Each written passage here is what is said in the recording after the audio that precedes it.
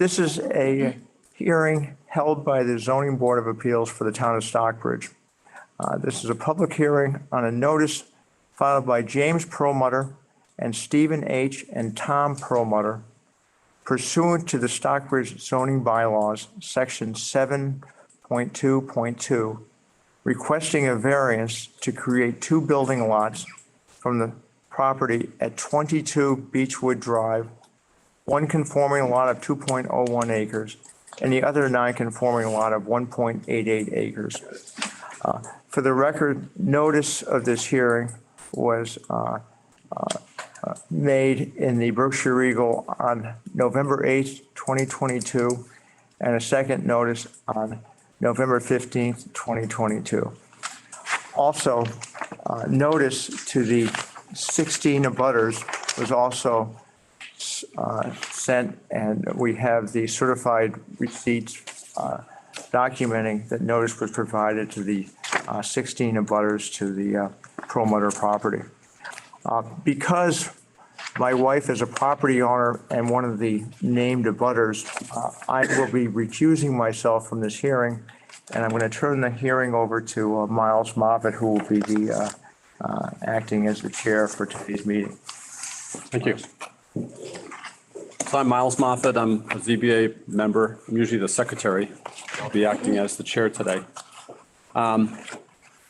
What we did was looked at a lot of the correspondence back and forth and emails and requested over the last couple of days to get a legal opinion from our counsel, external counsel.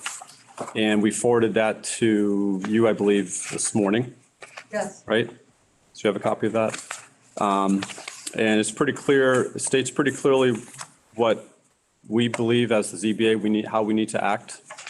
But because I could read parts of the letter to do that, but maybe I'll first listen to what you want to say is the official. Could I make a suggestion? And that is that, and this you may want to comment upon this, is that we got this, very recently, and we sent it to you, and obviously you've had a limited amount of time to look at it.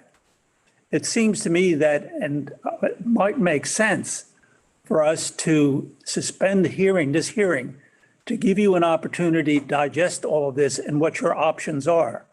Because at the very least, I'm not sure that we are absolutely required to follow the advice of Mr. Heap, but at the very least, it would be a presumption that we would follow it. And if that's so, then all of the testimony as to the specifics would not be relevant under his analysis. And there is, it seems to me, another way that you could achieve your objective. And it's suggested in one of the paragraphs in the Berto case. And that is to get the town to make an amendment to the section of the zoning ordinance that deals with nonconforming uses, so as to give more protection to people who are in a position such as your clients. Thank you very much. If I may, Mr. Chairman, Mr. Acting Chairman. Yes. My name is Elizabeth Goodman. I am an attorney in the law firm of King, Hibbert & Myers, and I represent Stephen Perlmutter and C.D. Norwood Delaware Associates, LLC. Tom Perlmutter is the manager of that company, and they are the two applicants for this variance. Just wanted to correct that on the record.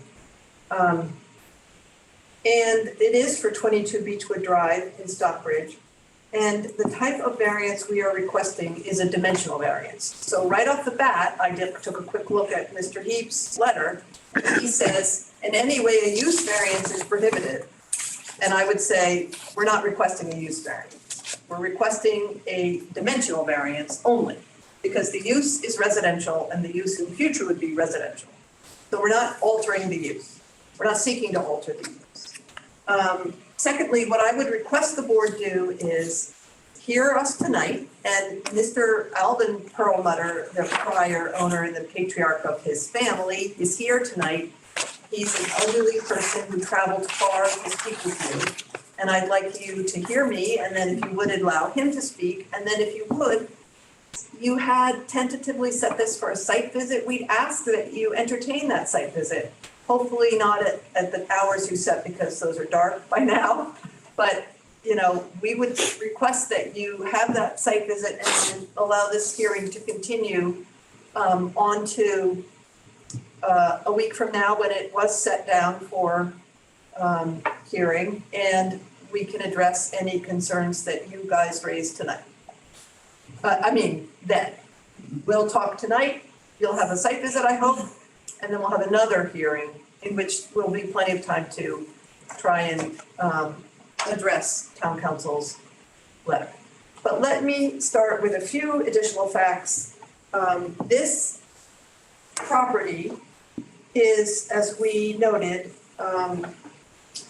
exactly, so my application for variance, 3.98 acres, 3.89, I always have to get it right, 3.89 acres total. So that is about 448 square feet.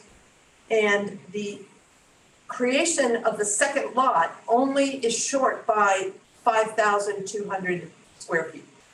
So out of the whole, almost 170,000 square feet, we are asking to create two lots, one of which would be 5,000 square feet short of your minimum lot size. So in addition, we know that there are several, this lot has frontage on 3 roads, and under the derelict fee statute, the homeowner would own to the middle of the road. And if you count up the sides and the width of Lakeview Drive and Arthur Fiedler Lane, it well exceeds the 5,000 square feet we're asking for. Now, I'm not asking you to count that in the lot. That wasn't in the lot that was laid out. I'm just showing you that this homeowner owns the land that should be suitable for 2 2-acre lots. That's the first point I wanted to present before you tonight. And the second is that we know the standard for a variance. You're the zoning board of appeals, you know the standard. We have to show that either by soil conditions, topography, or shape, there is something unusual. And our position is the shape of this lot is different from all the other lots in town, in the neighborhood. None of the other lots, if you look, are almost 4 acres. All of the other lots were created at the time these many lots. So this was, of course, when purchased by Alvin Perlmutter in the 70s, 60s, and then one of them was slightly later, but also in the 60s. There were many lots referenced in the deeds, and he was of the understanding that he was buying, I don't know whether it was 5 or 6 lots. 4 lots, okay. Always understood it to be 4 lots, was of the understanding that he could always, sell this to, or transfer this to his children, 2 of whom are here tonight, and they are the applicants for this variance, and they're the ones that ask your board's extraordinary relief in a very de minimis fashion to say, yes, one lot is legal and the other lot slightly short than legal, but for the purposes that I'm going to present, we would agree to grant. And I understand that town council looked at the law, the Bardo case, which I have here. First of all, the Bardo case, as I noted in my initial response to your board when asked about it, it's a not published opinion. So it is not binding precedent in this Commonwealth. I thought it was just the Court of Appeals opinion that was not published. Right, the Bardo case. No, but that's the land court opinion was published, and the land court has review over any decisions that we make. The land court does not have review over every decision you make. The land court is one of the courts of appeal that one who challenges your opinion in court could go to. Yes, but they have the power to review our decisions. Correct. Okay, and therefore, what they decide, we have to be governed by. Okay, but if you look at the facts of that case, the Bardo case, it's different from this case. In this case, there's a clear question that we want to divide into 2 lots and 1 lot is short of the minimum lot size. In that case, they were arguing all sorts of other extraneous things about grandfathering, separation by streams, and all sorts of different things that didn't apply. And in addition, in that case, the court read the town bylaw, Chelmsford bylaw. This is the quote from that bylaw. Quote, no existing non-conforming lot shall be changed in size or shape except through public land taking or donation for road widening, drainage, or utility improvements, or except otherwise permitted in this bylaw, so as to increase the degree of nonconformity that presently exists. So that was a basis for the Berto decision. And they said that bylaw does not allow you to deal with merged lots at all. And you can take a rule from that and say you can never have a merged lot on, a variance can never be granted. But that was not the court's ruling. The court in all cases says, look at the circumstances. And I urge you to find that your bylaw would allow a variance in this case. Why is that? Because you'll listen to Alvin Perlmutter and his family's understanding of what it was like and the position that they have had in your town, but also because all the other lots around are tiny little houses, and to build one more house on this very large lot in the woods, which is why, again, I ask you to come out and look at it with your own eyes, judge it under the circumstances of this case, and say, does this benefit the town of Stockbridge? Does it help us to allow two houses on two lots in this case? But that's not the test that we apply. I mean, we don't have the authority to say, is this a good idea? Does it benefit the town? That's not in our authority. But your authority is to interpret your bylaw so as to provide. So again, if you read the Bardo case, it says. The Bardo case, though, I have to say again, like you said, is not really anything at all like this case. So then it's not precedent, we can put it aside. I'm happy to. I don't agree with that position. So there you go. But in either case, the court held that this language, the language I read, demonstrates that Chelmsford did not intend to do away with the merger doctrine by providing a generous exception. And what I'm telling you is that you can interpret your bylaw to allow an exception above general laws chapter. Okay, but I want to call your attention to a provision of the Stockbridge ordinance.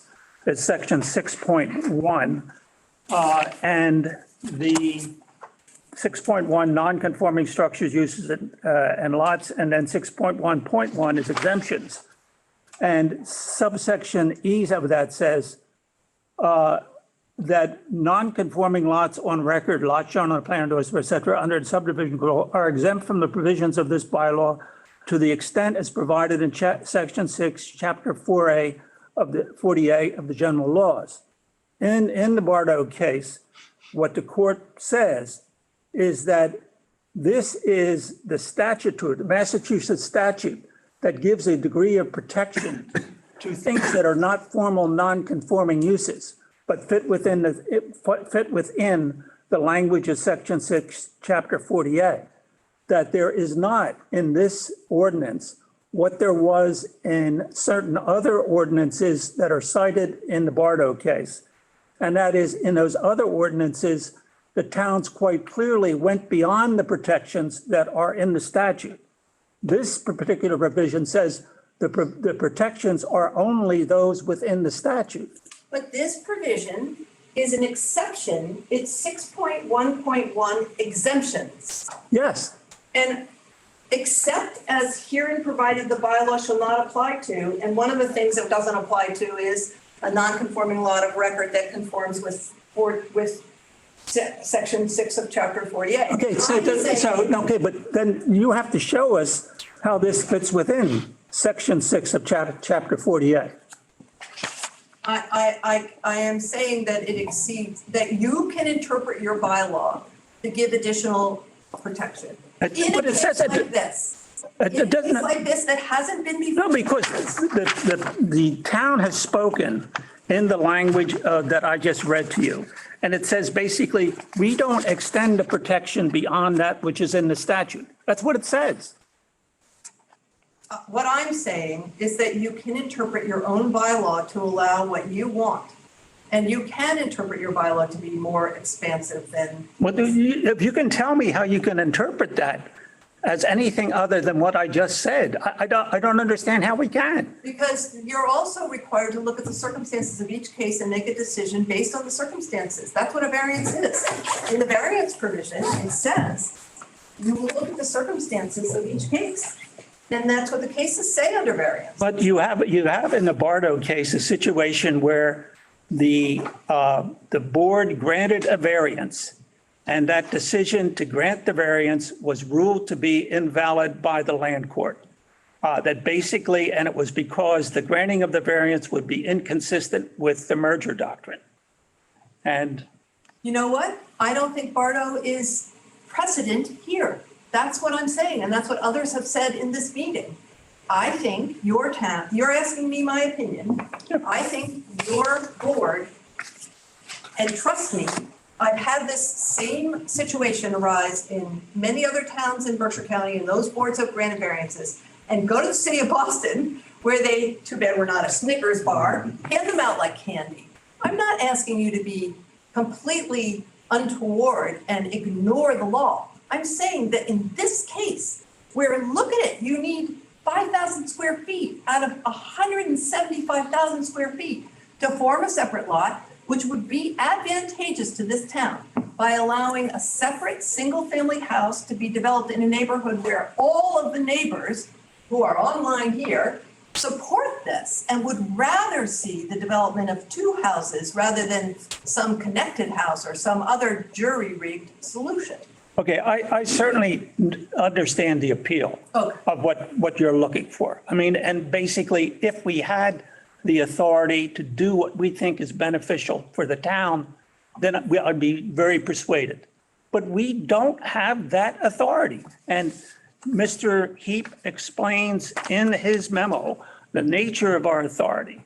Now, basically, I guess we could say, well, even though we don't have the authority, we're just going to say this is a case that's worthy and grant the variance. But in the face of a persuasive analysis that says we don't have the authority, I'm certainly reluctant to do that. And there is the issue. And that's why we're asking you to come out and look at the site, think about it, consider whether you agree that you could interpret your bylaw. You know, you're not in a court here. And you're not likely to be in a court because all of the neighbors agree with my position and my client's position.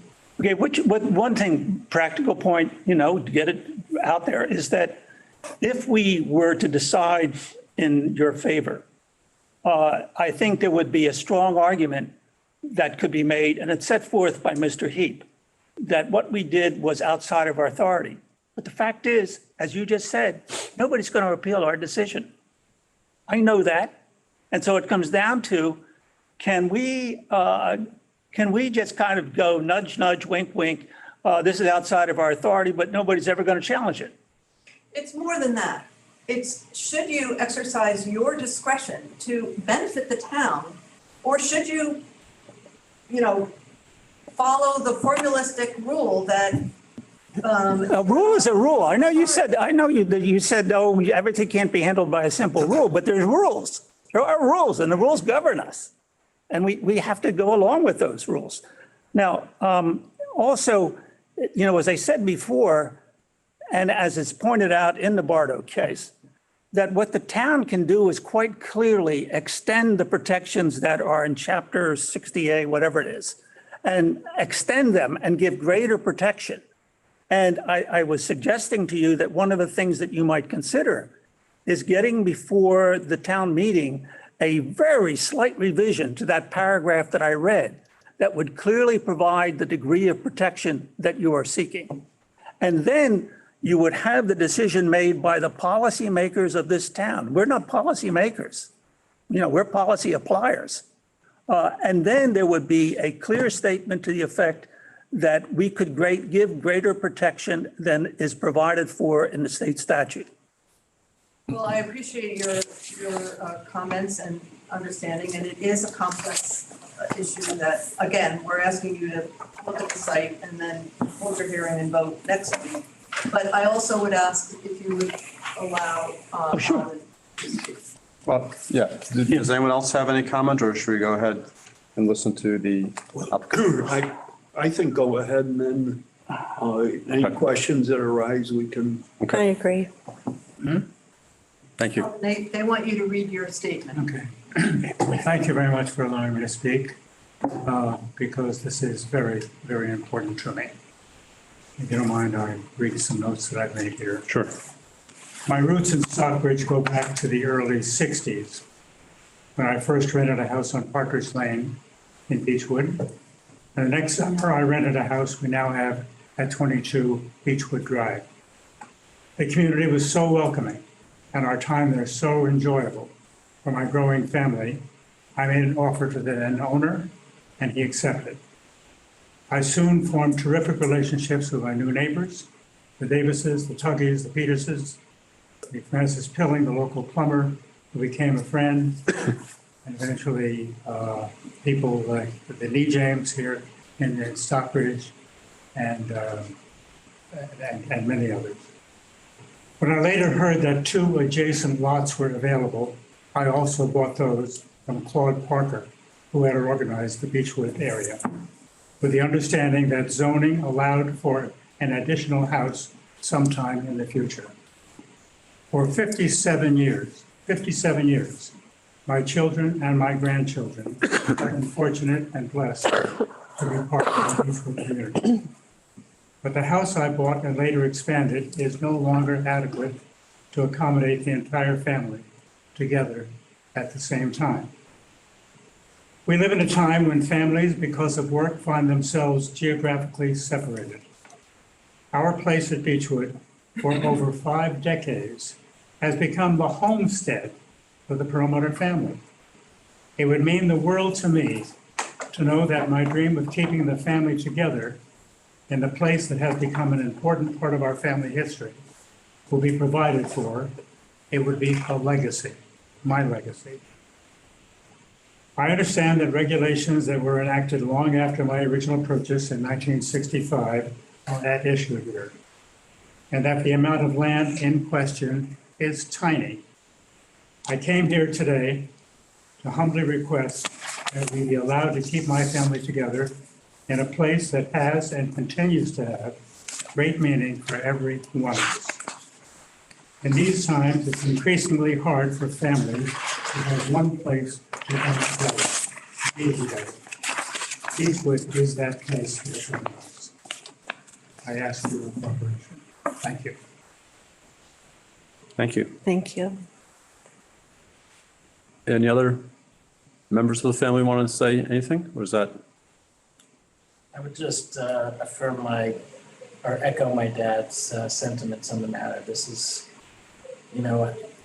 I know for you it's not emotional. For us, it's actually a little bit emotional, just sitting here and thinking about not having the opportunity to try and continue to have this be sort of the family center. And so any consideration you're willing to give and any dispensation on this variance, we would really, really appreciate it. I have nothing to add to that. I also feel very strong attachment to the area. Okay. Any members of the board want to ask questions or? Well, I share some of the feelings with John. The difficulty is wrestling with whether this is fair or whether the bylaws are fair. To the extent, as a Board of Appeals, it is very difficult to be here and say, this is unfair, we should grant a variance. It shouldn't be our burden. If the bylaw is unfair, then the bylaw should be changed. But it's very clear that this would not be allowed under the bylaws. And I'm willing to think through the issues that have come up, but we, or myself in particular, have stuck by what the bylaws say. And, And it seems like you're creating a hardship by trying to divide the property. As it is now, there is no hardship. There's a hardship once you divide it. And under the bylaws, and I believe general law, that you cannot create your own hardship. If a hardship doesn't exist the way it is now, by drawing this line, you're creating a hardship and asking us to rectify that. So I don't know if that's a long way of beating around the bush that, it's going to be very difficult for us to say, okay, this time we'll let it go. When in fact, my feeling is that if you feel that this is unfair, then it should go back to the town, whatever bylaws, whether it's the lot sizes or, as John said, that one section. But, as it is now, the bylaw says you can't do it. And it's going to be difficult to say, we're fine now, but as soon as we draw that line, we've created a hardship. So, that's my personal feeling. Mark, anything you want to ask? Well, I guess I would just kind of echo that. And I think we do understand the emotional impact of what you're describing. We all love Stockbridge. We can imagine a family with 5 or 6 decades, children, grandchildren. We have grandchildren in this room as well. So we fully appreciate the emotional aspect to it. And I know, I have friends over in that area, and I don't know if any of these lots are 2 acres anywhere around that place. And you sort of get into this, I don't know, kind of a legal quagmire of how this happened and that happened and what was going on 60 years ago when you bought the property, and it gets very complex. But the bottom line comes down to what Jim has just said, and we have to be very careful about this because we hear a lot of very logical, emotional appeals from people that make a lot of sense, and it'd be nice to just say, well, yeah, that sounds great. Nobody's against it. Let's do it. But we have to be very careful that we're not lawmakers here. We're law appliers, as John has said. And when you cross that threshold, we're sort of getting out of bounds here. We're trying to follow the duty that we have. And there is a suggestion that possibly some tweakage of the zoning could be done at a spring meeting of the town meeting, and it could be resolved that way. But it puts us in an awkward position to be asked to basically do something that goes beyond the law. That really isn't our job. It's not our place. In fact, it very firmly isn't our place to do that. So as much as it sounds wonderful what you want to do and perfectly sensible, we do run into the fact that we do have parameters we have to follow. And that's our obligation to the townspeople. They don't want us sitting in here rewriting the laws because people make a good case. You just can't operate that way. Patty? So I'm not going to repeat everything I'm also echoing. So we don't have the authority to change the bylaws. And I also understand about your decades and how important family is. My family's been here for many, many decades. I don't really know how many, maybe 7 or 8. And I feel that. But rules are rules that we have to follow. I was thinking of, maybe one of your neighbors would sell you a little piece of land. They all have lots that would then render them non-conforming. We asked that. Oh, Yeah, they. okay, I didn't realize that. And They offered to, and I was like, great, what about adding, Raw land. what about adding to the home, making it bigger for all of you somehow? I don't know if that would work but it's a thought, so you could be together. But I think I said my piece. I'm sorry. Huh? Anything further? No, I just, on Patty's comment, I mean, I understand the desire to have two homes. I mean, what can I say? I mean, I feel very close to my relatives. Would I want them always with me in my home? No, I wouldn't mind having, a little bit of distance. I understand that completely. Yeah, and myself, I guess you're, as the rest of us had said, you're kind of saying, let's take a conforming lot that we currently have and let's ask the ZBA if we can create a non-conforming lot. And we don't have the authority to do that. That's the way I read the rules. If you've exhausted all your other options, this is the last option you thought you had. I guess we've heard that you have. It sounds like you have done what you can to look at other ways of creating a conforming lot.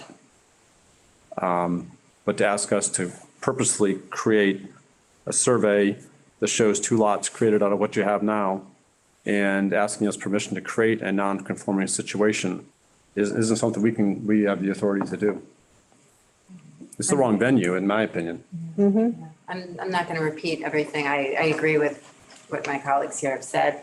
And I just want it to be clear that you're not the only people who are frustrated with certain aspects of your zoning bylaws. And I think that you might have a sympathetic ear and perhaps enough townspeople to make some of the barriers go away. I speak only for myself, but I remember the first time I looked at the Stockbridge zoning map, this was years ago, and saw that Beechwood had 2-acre zoning, and I was flabbergasted. I would love to know what the legislative history was behind that. I don't know what it is. Yeah. That's just one small anecdote that I'll share. But, we can't create additional authority to do what we're not permitted to do. Right.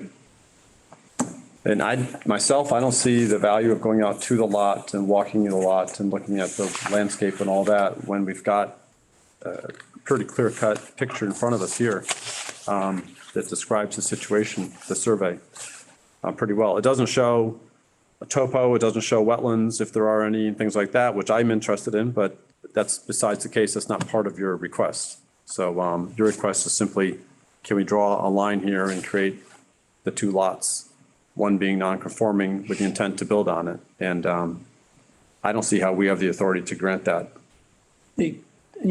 Going to the town meeting and suggesting changes might be something that other people in Beechwood would like to have the town think about. I mean, it goes back to, Catherine's comment, 2 acre. I mean, I walked through that beautiful Beechwood area. The first time I came here back in 1990, we rented a house in Beechwood, and it's wonderful. And it's, with that half acre, most are half acre.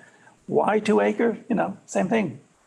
That I would imagine that there are other landowners in Beechwood are faced with a similar kind of problem. And maybe that's an ideal situation to present to the town meeting, a reconsideration of how Beechwood is treated. Yeah, I mean, you've got an area over there where virtually no property is 2 acres. And yet we have a 2 acre requirement. So we're living with something that's totally unworkable, impractical, unreal. And maybe that particular area should be rezoned in some way. I don't know what kind of can of worms I'm opening up by suggesting that, or others have suggested it, but it's very frustrating. It's frustrating for us to sit here knowing how small the properties are there. You would still have 2 of the bigger lots if you did this. You might be the only conforming one. We are. Probably are. Yeah. I know it's much more complex to take on the whole issue of zoning that area and try to fold that into what you're attempting to do. But I think the town really should look at the zoning in that area and come up with something that's realistic, that reflects the reality of what's happening there, and might open the door for other people to do things in addition to yourselves that would be good for the town and good for their families as well. I think I would love to be able to have the authority to grant a special permit in this type of case, but variances, are a lot different in my mind. And one, you can't create hardship, and then second, the arguments for having two lots are not beneficial. How would I say it? Again, as I said before, how are you being, what is your hardship by not being able to do this as it is? And special permits would allow us that ability to take into consideration a lot of other things, but I have a difficult time seeing how hardship is created in this particular situation. It's self-imposed, really, Right. what's being presented.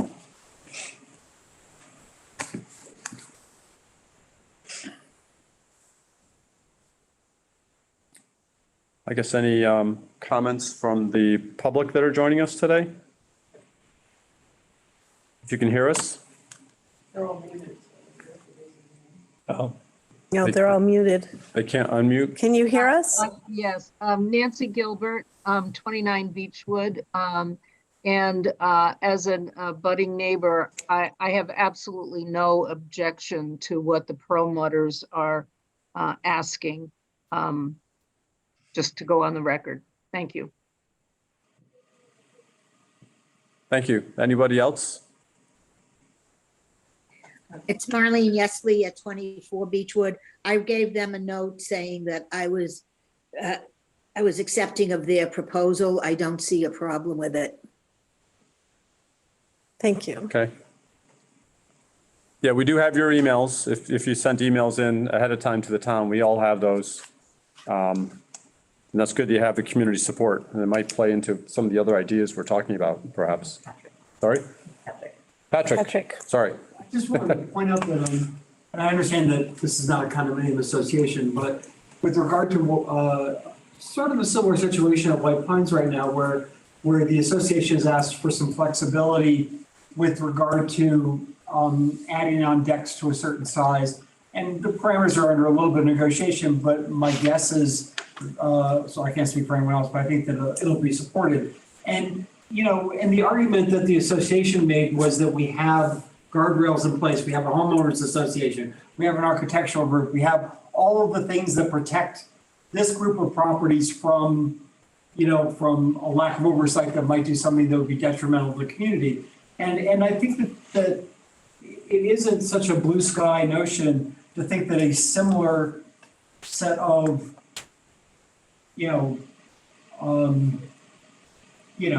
flexibility could be envisioned at town meeting for other communities like Beechwood, where you do have sort of the structures in place to ensure, that folks don't overreach. I just thought that, that if this doesn't work out, that, we should not just, zoning's a 2/3 vote, so go for the vote. And you have supporting infrastructure in the area, right? Sewers? Yeah.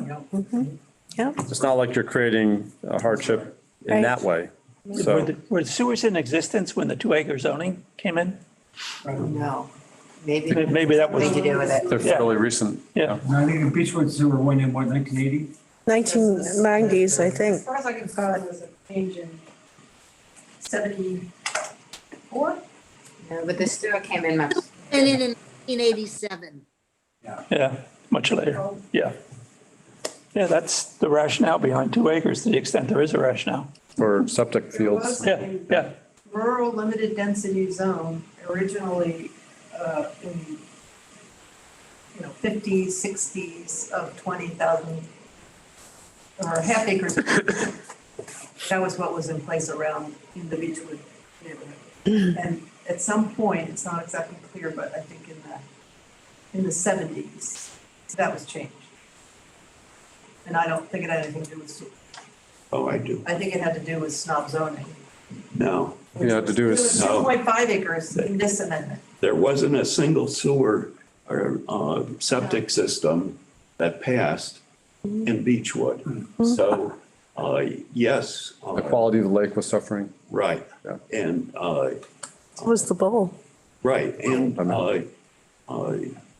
you know, it really was a serious problem. Very. And you think that was what instituted the change to 2.5 acre zoning? It was included at a time when there was a review of the entire town.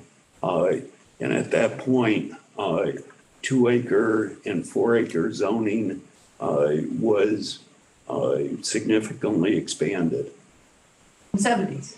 Yeah. Yeah, 76, that's what I have in my record. To accommodate leaching fields and septics if you needed to. But then sewer was instituted, so. Right. Then Later. The reasoning behind increasing the zoning is gone now. Right. right. And all the lots in their neighborhood are already developed. It seems like there should be a review of the zoning in that area. Yeah, You know, which we can't do. no. No. Whatever that process is, it just seems like just isn't working. Anything else, Patrick? No, I was just gonna say 70% of the lots in this town are non-conforming. I think it's a real issue, Including mine. including mine. So I'm of the opinion that, I know you traveled, it sounds like, sir, you traveled a ways. You all gathered here today. We could go again next week and reconvene again, but I don't see how that changes the, Not when we don't The have the parameters. authority. Well, the question is whether public notice has already been No. posted. You can always cancel a meeting with 48-hour notice, and you publish notice for a week from now, so you can publish notice that there is no meeting. Would another week enable you to review all the legal aspects of this and possibly have a new theory that would be worth looking at? Where I was going on. Yeah. Because you said, No, I was asking for a site visit, but if you're not even, you know, if you don't think a site visit will change your minds, I don't think I have a different analysis than what we've gone through tonight. But I don't think it's a matter of changing our minds. It's a matter of whether we Yeah, have sir. the authority. the survey is very good. It's better than most surveys we see. So Yeah. it's pretty if we clear. looked at it, we just would even feel worse about what we have to do. Yeah, Well, True enough. it's the wrong people, but I don't think hope should be given up. Thank you. one, Yeah. one I wish other we thing- could consider that to the middle of the road, but I take it there's no authority to say that in I'm determining. not gonna lie to you. You cannot count Yeah. land as part of your zoning Yeah, I- minimum lot compliance. Yeah, But I just wanted you to know Yeah. that they do own it. Yeah. and it would far exceed the minimum criteria we're asking to wait. One other consideration would be to withdraw so that, you know, if something, I don't know if there's a limit, Your time on limit that on this? time limit where you could reapply. I don't think we have another reason to ask for a variance. This is what they wanted, 2 lots. This is- Dimensional I don't variance, see yeah. how we can reframe Right. the question. But Now, what I'm saying, if something were to change, then we would be filing a new application and the prohibition on coming to you with the same application for 2 years is not applicable. Okay. But we're not, if we did anything else, it would be not a variance. and obviously if there were some kind of change either to the non-conforming use provision or to the minimum lot size requirements, you wouldn't need a variance. Right, right. So, But Can the we- only way to create 2 lots would be by a variance in this circumstance. Yes. right. So I'd like to propose that the board votes with the acting members. And you're an alternate, Catherine, in this case? Because we have 5? Okay. And I'll read the application. The applicant requests a variance to create 2 building lots from the property, one conforming of 2.01 acres, the other non-conforming of 1.88 acres. So they're requesting a dimensional variance. And I'd like to have the board members vote whether they would accept the variance as a yes or not accept the variance as a no. If you could. I do not feel we can, so my answer is no. I will also be a no with regrets, Yeah. With regrets, no. and best wishes to your family to somehow bring this about and to continue to carry on a tradition over there, which is wonderful. Yeah. Patty? My vote is no, regrettably. And my vote is no as well. As the person who's been talking to the town's attorney the most and made it clear that I think we, as a board, cannot accept this request for variance, unfortunately. But I hope you have other avenues to explore still.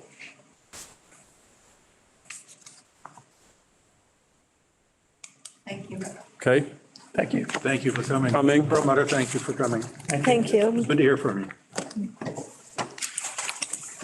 That ends the meeting here.